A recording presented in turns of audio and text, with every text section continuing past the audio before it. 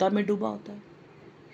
यहाँ तक कि उन्हें यह भी याद नहीं रहता कि हम सत्संग में कौन सा शब्द लिया गया है, या कौन सामने कथावाचक हो या गुरु हो वो क्या बता रहे हैं। तो फिर वो आपको फल नहीं मिले। अगर आप सत्संग बाहर कहीं बैठे हैं और आपका ध्यान सत्संग में है तो उसका फल आपको सत्संग ही मिलेगा। मतलब चिंतन काहे का कर रहे हैं, मेन बात है चिंतन काहे का हो रहा है। कहीं भी आप बैठे हो इतने भीड़ में और आपका चिंतन प्रभु में चल रहा है, हाँ भाई आज तो सत्संग था, मैं जा नहीं पाई, है ना, तो आपका उसको कर्म का फल आपको जुड़ जाएगा। लेकिन कुछ ऐसे भी सौभाग्यशाली होते हैं जो पूरे मन से सत्संग सुनते हैं, हर वाक्य को, हर शब्द को आत्मा से पकड़ते हैं और फिर जाकर उन विचारों को दूसरों को भी साझा करते हैं। कहते हैं ना, जो चीज़ आपके पास है उसको बांटो तो दुगना हो जाती है। तो आत्मिक ज्ञान जितना हम साझा करेंगे उतना ही वो बढ़ता है, और उससे क्या होता है, हमारी गुरु कृपा भी जटिल एक बहुत अच्छे रूप से हमारे ऊपर, हमारे औरे को मजबूत करती है। ऐसे लोगों का प्रेम देखकर दूसरों के मन में भी सत्संग की प्रेरणा आती है। लगेगा यार, है ना भाई, ये भी कितना अच्छा, मतलब इसके विचारों में परिवर्तन हो गया, इसके रहन सहन का ढंग कितना परिवर्तन है, तो हम भी सत्संग जाएं, हम भी गुरु की महिमा सुने, हम भी गुरु की महिमा गाएं। तो आपका बदलाव दूसरों पे असर करता है, ये नहीं कि नहीं करता। आप अपने विचारों को साझा करके देखो, है ना। अगर वो कोई चाहने वाली रूह प्रेमी पिछले जन्मों की प्रेमी होगी, अब जन्मों की प्रेमी होगी, तो वो जरूर संभलेगी। ऐसे लोगों को प्रेम देकर दूसरों के मन में भी सत्संग की प्रेरणा जागती है। अगर कोई व्यक्ति आपसे प्रेरित होकर सत्संग में जाता है और फिर नाम भी लेता है, तो वो सिर्फ आपके लिए नहीं, आपके लिए भी नहीं, एक पुण्य फल बन जाता है, आपके लिए पुण्य फल बन जाता है।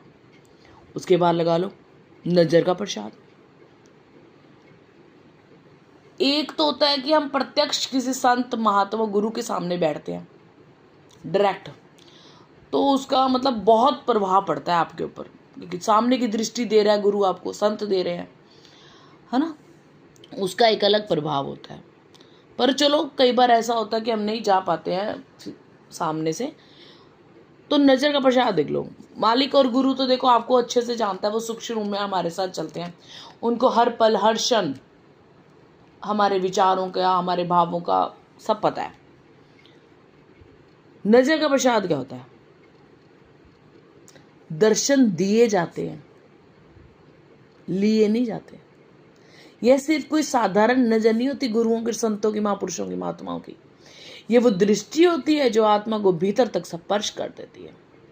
अगर किसी का मालिक से नेत्र संपर्क हो जाए ना, तो वो बावला ही हो जाएगा, तो उसके भीतर तक का कंपन होने लगता है, वह पूरी काया कल्प हो गई, समझो, उसकी जीवन बदल गया उसका, मतलब जीते जीती मोक्ष की प्राप्ति, उसने उस परमात्मा से मिलन कर लिया। जैसे हमारे चैनल का नाम है ना प्रभु मिलन, तो समझो प्रभु मिलन हो गया। ऐसा प्रेम, ऐसा प्रकाश जिसे केवल अनुभव किया जा सकता है, बताया नहीं जा सकता। अब कोई कहे जी हमें तो नहीं, आप फील तो करो। जैसे हम कहते हैं हमारा बच्चा हमें प्यार करता है, तो आपने अनुभव किया ना उस चीज़ को, तभी आपको पता लग रहा है ना। पति पत्नी कैसे पता लगेगा? आपका अनुभव है ना कि हाँ हमें प्यार करता है। एक बात और देखी है कि जैसे हम कहते हैं कि हम मतलब संसार में हम डूबे हुए हैं भौतिक सुखों में, है ना, तो कहता है कि परमात्मा को याद करो, बैठ के याद करो। मतलब क्या है? बैठ के याद करो। और दूसरी तरफ कहें कि चलो बैठो, अपने पति को, अपने पत्नी को, अपने बच्चे को याद करो। फिर हमारा एक जवाब होता है नहीं, हम उनको याद क्यों करें, वो तो हमें याद है, वो तो ये कर रहा है, वो तो वो कर रहा है, क्योंकि उनके साथ हमने एक अंदर गहराई से रिश्ता बना लिया। तो वही रिश्ते की जरूरत है परमात्मा के साथ। चाहे उसको, परमात्मा को आप कुछ भी मान लो, दोस्त मान लो, है ना, कुछ भी मान लो आप, तो आपको अनुभव होने लगेगा उसके प्रेम का, और उसके दिखाए हुए प्रकाश का अनुभव होगा। अनुभव हमने करना है, वो तो हमारे साथ चल ही रहा है, वो चाह रहा है, वो तो आवाज लगा रहा है परमात्मा। उसने आपको निमित्त भी दिया गुरु के रूप में, किसी भी रूप में आपको निमित्त आ जाएगा। चाहे वो कोई फेसबुक पे कोई रील आ गई, यूट्यूब पे आ गई, वो निमित्त बना रहा है कि आप तक पहुंचने का, कि चलो मैं मिलना चाहूंगा तुमसे, मैं मिलना चाहता हूँ, पुकार रहा है। पर हमारी पुकार क्या है? कुछ अलग ही, संसार को ही पुकार रहे हैं।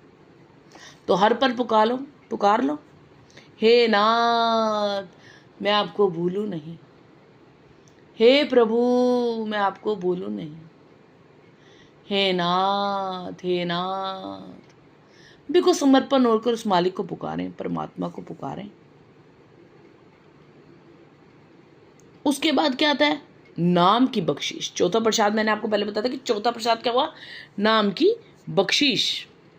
ये वो प्रसाद है जो सिर्फ भाग्यशाली आत्मा को ही मिलता है, जिन पे सतगुरु की विशेष कृपा होती है। जिस आत्मा को नाम के बख्शीश हो जाती है और जो सेवा सिमरन सत्संग में लग जाती है, उसके जीवन में कोई भी कमी नहीं रहती। मतलब चाहे आप लगा लो, अगर आप परमात्मा को एक अपना मान के चलने लगे ना, और आपने जैसा गुरु कह रहा वैसा करते चले गए, आपको बहुत भाग्यशाली हो जाए। हम भाग्यशाली तो है, पर वो कृपा हमें दिख नहीं रही, हम महसूस नहीं कर रहे, हम अनुभव नहीं कर पा रहे हैं उसे।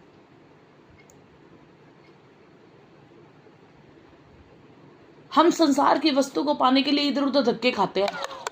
अगर कुछ एक भी कर लेना कि सिर्फ एक परमात्मा के रास्ते पे चले, तो मैं अपना एक एक्सपीरियंस ही है मेरा लाइफ का कि आप परमात्मा के रास्ते पे चलो, परमात्मा आपको भौतिक सुख पारिवारिक सुख सब देगा, पर आप चलो तो सही, उस मालिक से रिश्ता बनाओ तो सही। कोई मेहनत